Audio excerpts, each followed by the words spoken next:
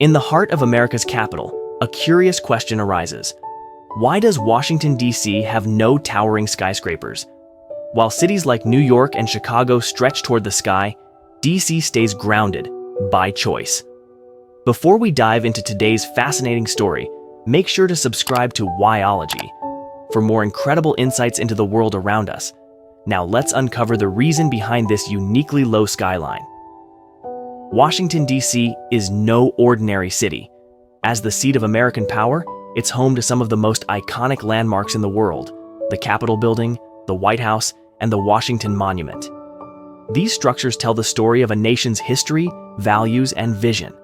But one thing you won't see is towering skyscrapers dominating the skyline, unlike New York, Chicago, or Los Angeles. So, what makes Washington, D.C. stand apart? To understand, we need to go back to the city's very foundation. In 1791, President George Washington chose a French-American engineer, Pierre L'Enfant, to design the city. L'Enfant's vision wasn't about building upward, but outward. Inspired by European capitals like Paris, he planned a city with wide avenues, open spaces, and monumental structures. The idea was simple. The city's design would reflect the ideals of democracy, openness, and grandeur. This layout was crucial to creating a city where symbols of democracy, like the Capitol and the White House, could dominate the skyline and be visible from almost anywhere in the city. But this wasn't enough to prevent taller buildings from rising in the years to come. In 1894, a new apartment building called the Cairo Hotel was constructed in Washington. At 14 stories tall, it became the city's tallest building, and not everyone was happy about it.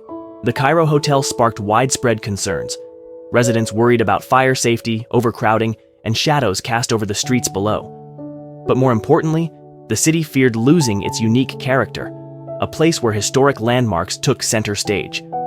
In response, Congress passed the Height of Buildings Act in 1899. This law restricted buildings to a height no taller than 110 feet, roughly the height of the Capitol Dome at the time. Later, in 1910, the law was revised to limit the height of buildings to the width of the adjacent street, plus 20 feet, creating the framework for DC's skyline as we know it today.